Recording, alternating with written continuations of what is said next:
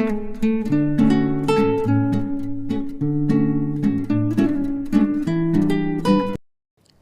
साल का आखिरी दिन है। साल ख़त्म हो गया, पर एक गृहिणी के घर के काम कभी ख़त्म नहीं होते। बस सुबह से ही लग जाती है घरों के कामों में। घर को अच्छे से संभालना, संवारना, रसोई को संभालना, बच्चों को संभालना, खाना बनाना, कपड़े धोना और अनगिनत पता नहीं क्या क्या काम उसके ज़िम्मे लिखे होते हैं और बस वो बिना थके करती जाती है। So hello friends, welcome back to my channel. ये 31st का व्लॉग है। मॉर्निंग से स्टार्ट किया है मैंने और मैं लगी हुई हूँ घर की क्लीनिंग में। सुबह सुबह मैंने शावर वगैरह ले लिया था, क्योंकि फिर है ना क्लीनिंग करते करते शावर लेने में बहुत लेट हो जाता है। और मैं शावर लेने से पहले सारे बाथरूम वगैरह क्लीन कर देती हूँ, जिससे कि वो सब काम पहले ही हो जाएं जो शावर लेने से पहले ज़रूरी होते हैं।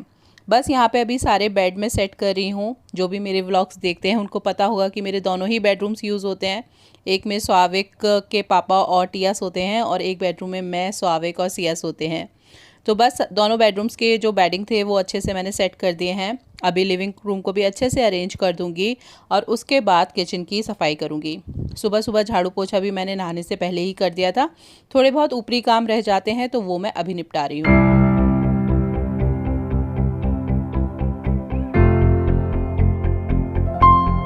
ये बर्तन सारे ब्रेकफास्ट के हैं, क्योंकि बच्चों की छुट्टी चल रही है तो बच्चे लेट उठते हैं, लेट ब्रेकफास्ट करते हैं, तो ये थोड़े बहुत बर्तन रह जाते हैं।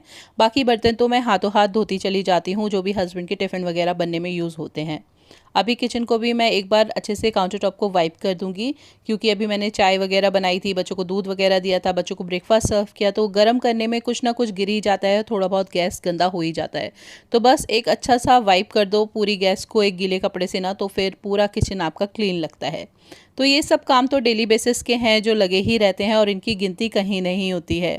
पूरे साल आप इन्हीं कामों में अपनी ज़िंदगी गुजार देते हो और इन कामों को कोई वैल्यू भी नहीं करता है। लेकिन एक गृहिणी इन सब कामों को बहुत वैल्यू करती है, क्योंकि वो जानती है कि इन सब कामों को करने से उसे कितना सुकून मिलता है। तो उसी सुकून के लिए बस वो लगी रहती है घर को संभालने में और संवारने में।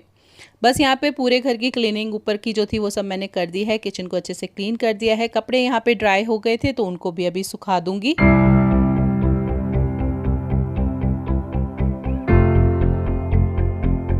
तो ये क्लीनिंग का काम तो सारा निपट चुका है। अब बारी आती है लंच की प्रिपरेशन की। तो स्वाविक और मैं ही हैं घर में। हस्बैंड तो टिफ़िन सुबह ही ले गए थे। उनके लिए मैंने सब्जी पराठा बनाया था, सिंपल सिंपल। अभी मैं सिर्फ एक अरहर की और मसूर की दाल बना रही हूँ, क्योंकि स्वाविक को ना दाल चावल खाना बहुत अच्छा लगता है। तो बस यहाँ पे अरहर और मसूर की दाल को मैंने अच्छे से धो लिया है, और मैं हमेशा अरहर की दाल के साथ है ना मसूर की दाल मिक्स करके ही बनाती हूँ। इससे एसिडिटी नहीं होती है, क्योंकि अरहर की दाल है ना थोड़ी सी जलन करती है। तो बस धो के मैं ले आई थी। अभी कुकर में इसको चढ़ा दूंगी। फिलहाल तो मैं सिर्फ नमक हल्दी डाल के ही चढ़ा रही हूँ। स्वाविक को ना प्लेन प्लेन दाल अच्छी नहीं लगती है कि सिर्फ आप जीरा हींग का तड़का लगा दो। तो मैं है ना प्याज टमाटर का तड़का बाद में लगाऊंगी, इसलिए सिर्फ अभी नमक और हल्दी डाल के इसको प्रेशर कुक होने के लिए चढ़ा दूंगी।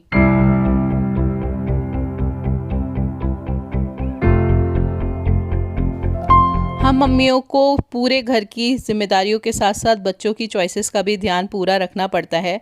तो मेरी कोशिश हमेशा यही रहती है कि बच्चों को जैसा खाना पसंद आता है वैसा ही बनाया जाए, जल्दबाजी ना की जाए। क्योंकि बच्चे एक तो देखिए वैसे ही खाने में बहुत ज़्यादा टेंट्रम्स दिखाते हैं, और उसके बाद अगर आप कुछ भी ऐसा बना दो जो उनको पसंद ही नहीं है, तो फिर तो वो बिल्कुल भी खाने वाले नहीं हैं। तो बस यहाँ पे दाल चढ़ा दिया है, चावल को भिगो के रख दिया है, साथ साथ बनने रख दिया है अपने लिए चाय। क्योंकि अभी मैं चाय लेके जाऊँगी, थोड़ी देर एडिटिंग वगैरह करूँगी, अपना जो थोड़ा बहुत काम है वो सब करूँगी, आराम से बैठूँगी और उसके बाद दाल में छौंक लगाऊँगी। तो ये मेरा लंच बनाने का रूटीन रहता ही है। तो मैं मोस्टली जो दाल वगैरह होती है वो चढ़ा देती हूँ, उसके बाद अपना काम करने लगती हूँ। अभी मेरा एडिटिंग का काम सारा हो चुका है, तो बस अब दाल भी प्रेशर कुकर अच्छे से हो चुकी थी, तो मैं यहाँ पे तड़का लगा दूँगी दाल को, जिसमें मैंने लहसुन हरी मिर्च डाला है, उसके साथ प्याज डाल दिया है, टमाटर डाल दिया है, और स्वाविक को इसी तरीके से तड़का लगाई हुई दाल ही अच्छी लगती है। तो बस अब इसमें घर के बेसिक मसाले डालूँगी और फिर दाल को इसमें ट्रांसफ़र कर दूँगी।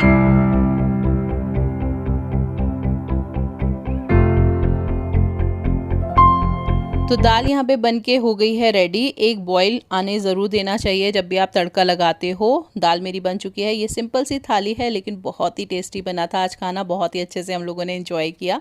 फिर मैंने पूरे किचन को एक बार प्रॉपर क्लीन कर दिया था और अब सीधे मिल रही हूँ आपको शाम को, क्योंकि दोपहर में हम लोग थोड़ी देर के लिए सो जाते हैं। और यहाँ पे स्वावे के पापा आज बहुत जल्दी आ गए थे, 4:30 बजे वो आ गए थे ऑफिस से, क्योंकि आज न्यू ईयर का पार्टी भी है नीचे। तो बस स्वावे को, स्वावे के पापा थोड़ी देर गेम्स वगैरह खेल रहे थे क्योंकि सियाटिया सो रही थी। और मैं यहाँ पे बना रही हूँ चाय, और साथ साथ है ना, मैंने अपने साइड में देखा होगा गाजर रखी हुई हैं, उनको भी ग्रेट कर लूँगी जिससे कि साथ साथ ये भी काम निपट जाए। हमारे यहाँ ये रिचुअल है एक तरीके से, हम 31 को ज़रूर गाजर का हलवा बनाते हैं और भगवान को भोग लगाते हैं।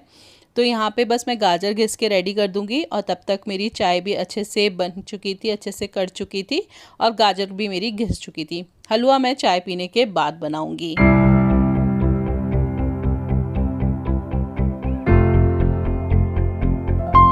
तो आज हमारी सोसाइटी में है न्यू ईयर की पार्टी, तो मुझे डिनर की तो कोई टेंशन है नहीं, हमें वहाँ पे जाना है, डिनर वगैरह सब वहीं पे है। तो इसलिए डिनर नहीं बनाना था, फ़िलहाल चाय पियेंगे आराम से, उसके बाद हलवा बनाएंगे। और देखिए नीचे पार्टी की तैयारी चल रही है ज़ोरों शोरों पे। काफ़ी अच्छा अरेंजमेंट करते हैं, खाना पीना काफ़ी बहुत अच्छा होता है। पिछले साल भी हमने अटेंड किया था। और आज दिखाती हूँ मैं आपको साल का आखिरी सनसेट। देखिए सनसेट हो रहा है और बहुत ही प्यारा लगता है इस टाइम पे बाहर का वेदर। उसके बाद मैं चाय वगैरह पी के अपना बाहर सनसेट वगैरह एंजॉय करके आ गई थी किचन में। यहाँ पे दूध को मैंने बॉईल होने के लिए रख दिया था। दूध अच्छे से बॉईल हो गया है, ये फुल क्रीम मिल्क है। और इसमें मैंने फिर गाजर जो ग्रेट करके रखा था उसे ट्रांसफ़र कर दिया है। अभी इसको मैं पकने दूंगी और जैसे जैसे इस दूध का कलर चेंज होता है ना, हल्का हल्का रेडिश, मुझे बहुत ही अच्छा लगता है, बहुत ही सेटिस्फाइंग लगता है देखने में वो। तो देखिए धीरे धीरे दूध कड़ने लगा है और इसी तरीके से गाजर पकती रहेगी और हलवा आपका बढ़िया सा बन के रेडी हो जाता है। रात हो चुकी थी, नीचे लाइटनिंग वगैरह सब जल चुकी थी, लेकिन अभी हम लोग नहीं जाएंगे, हम जाएंगे 9:30-10 बजे तक, क्योंकि सियाटिया ज़्यादा देर नीचे नहीं रुकती हैं। तो बस यहाँ पे हलवा अच्छे से कड़ रहा था और ये टाइम होता है जब हलवे को आपको बहुत अच्छे से घी डाल के भुनना होता है, क्योंकि यही स्टेज होती है जहाँ पे डिसाइड होता है कि आपका हलवा कैसा बनेगा। तो बस मैं फटाफट भूनने में लगी हुई थी और भूनते भूनते हाथों में इतना दर्द हो गया था कि फिर मैंने हस्बैंड को आवाज़ दी कि अब थोड़ा टाइम है ना, आप आओ और आप भी इसको भूनो, और कितनी मेहनत लगती है इस हलवे को बनाने में वो आप भी आके देखो। तो वो भी आ गए थे, जैसे तैसे उन्होंने भूना है इसे। उन्हें ज़्यादा कुकिंग का है ना आदत नहीं है, वो किचन में बहुत कम आते हैं, लेकिन उन्होंने फिर मेरी हेल्प की और देखिए बढ़िया सा हमारा हलवा बन के रेडी हो गया है। बहुत ही टेस्टी बना था और बहुत जल्दी भी बन जाता है, मतलब जल्दी तो नहीं बनता लेकिन ज़्यादा काम इसमें नहीं होता है। फिर मैंने किचन को अच्छे से क्लीन कर दिया था क्योंकि अब कोई काम है नहीं, ये कढ़ाई रह गई थी, इसे मैं बाद में धो दूँगी। लिविंग रूम को भी अच्छे से सेट कर दिया था और फिर बच्चों वगैरह को रेडी करके हम लोग चले गए थे नीचे पार्टी में।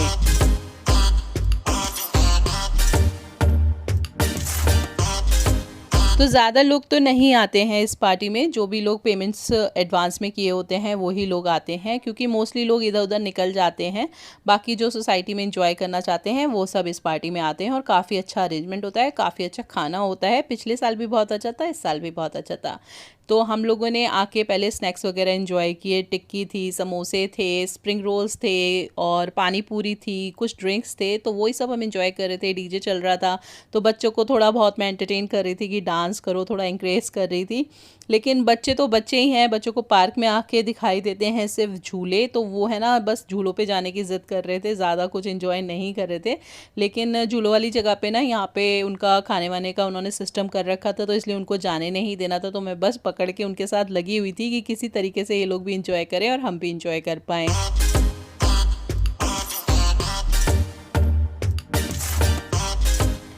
तो जैसा मैंने आपको बताया कि बच्चे तो बच्चे ही हैं, बच्चों को सिर्फ झूलों से मतलब होता है पार्क में आके, तो बस वो उन्हीं सब चीज़ों में ज़्यादा इंटरेस्टेड थे रेदर देन पार्टी। लेकिन फिर भी हम लोगों ने खूब इंजॉय किया। लेकिन थोड़ी देर बाद है ना सियाटिया क्रैंकी होने लगी थी, तो बस हमने फिर जल्दी जल्दी, डिनर ओपन हो गया था तो डिनर किया और उसके बाद हम घर वापस आ गए थे। तो जब बच्चे छोटे छोटे होते हैं ना, तो इन सब चीज़ों का भी बहुत इम्पैक्ट पड़ता है। आप कहीं भी जाओ, आपका सारा जो शेड्यूल है ना, वो बच्चों के अकॉर्डिंग ही सेट करना पड़ता है। बच्चे जब तक रुकना चाहते हैं तब तक रुकते हैं, तब तक आप भी इंजॉय कर सकते हो, और एक बार बच्चों का मूड ऑफ हुआ तो फिर आपको घर वापस ही आना पड़ता है। तो ये हर माँ की कहानी है, और सेम वही कंडीशन मेरे साथ है। जब तक बच्चे इंजॉय करते हैं तब तक मैं भी इंजॉय कर पाती हूँ, और जिस मोमेंट पे बच्चों का मूड ऑफ हुआ और उन्होंने टेंट्रम शो करने शुरू किया, उस मोमेंट पे बस मेरे को एक ही डिसीज़न लेना होता है कि घर वापस चलो। हालांकि मैंने बहुत कोशिश की कि बच्चे यहाँ पे खेलें, इंजॉय करें और डांस वांस करें, लेकिन एक तो बच्चे अभी छोटे भी हैं, प्लस इस तरीके का माहौल है ना, वो रोज़ नहीं देखते हैं, ये डीजे वगैरह का साउंड वगैरह, तो बच्चे ना थोड़ी देर बाद इरिटेट हो जाते हैं। तो इसलिए जितना कोशिश हो सकता था उतना मैंने बच्चों को एनकरेज किया, क्योंकि मेरे को बहुत अच्छा लगता है जब बच्चे इस तरीके से पार्टिसिपेट करते हैं, इंजॉय करते हैं, क्योंकि यही सारे मोमेंट्स होते हैं। बच्चों को तो भले ही याद ना रहे, लेकिन पेरेंट्स को याद रहते हैं हमेशा। एक माँ अपनी नज़रों में ना वो समा के रख लेती है, अपने दिल में वो बसा के रख लेती है कि बच्चे छोटे थे तो किस तरीके से इंजॉय करते थे। क्योंकि जब बच्चे बड़े हो जाते हैं तो उनकी खुद की दुनिया हो जाती है, फिर वो निकल जाते हैं, लेकिन हम माँओं के लिए यही मोमेंट्स होते हैं जो हम सेव करना चाहते हैं अपनी मेमोरीज़ में। तो टिया थोड़ी देर बाद अच्छे से एंजॉय करने लगी थी, सिया तो बिल्कुल भी तैयार नहीं थी रुकने के लिए। तो जो एंजॉय कर रहा था मैं उसी के साथ लगी पड़ी थी, क्योंकि मुझे इस टाइप की पार्टीज़ वगैरह बहुत अच्छी लगती हैं, और मुझे बहुत कम चांसेस मिलते हैं कि मैं इस तरीके से एंजॉय कर पाऊँ। फिर उसके बाद हमने थोड़े से यहाँ पे ये शूट के लिए, फ़ोटो शूट के लिए लगे हुए थे बैनर्स, तो उनमें थोड़े बहुत फ़ोटोज़ वगैरह क्लिक कराए, और ये सब करा के फिर हम ऊपर आ गए थे।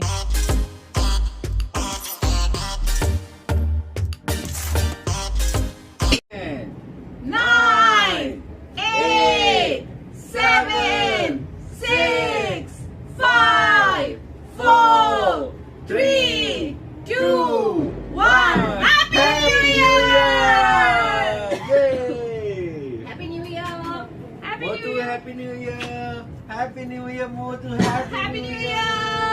January 1. Happy New Year आप सभी को! Happy New Year! बस काउंटडाउन करके आ गई थी मंदिर में, क्योंकि हर साल इन्हीं के आशीर्वाद से अच्छा जाता है, तो सबसे पहले इनको थैंक यू करना बनता है। तो मैंने आके भगवान के आगे दिया जलाया, थैंक यू बोला, और आने वाले साल के लिए खुशियाँ मांगी, सक्सेस मांगी, जो वो हर साल अपने आशीर्वाद के तौर पे हमको देते हैं। और आप सबके लिए भी दिल से दुआ है कि आपका आने वाला साल बहुत अच्छा जाए, आप सबको सक्सेस मिले, अच्छी हेल्थ मिले। भगवान जी को भोग लगाया, सबको हलवा खिलाया, और इस तरीके से आज का दिन मैंने एंड किया। आपको कैसा लगा ये व्लॉग ज़रूर बताइएगा, पसंद आया तो एक लाइक ज़रूर कीजिएगा, और सब्सक्राइब कर लीजिएगा चैनल को। मिलेंगे नेक्स्ट व्लॉग में, बाय बाय। सबको हमारी तरफ से a very happy new year.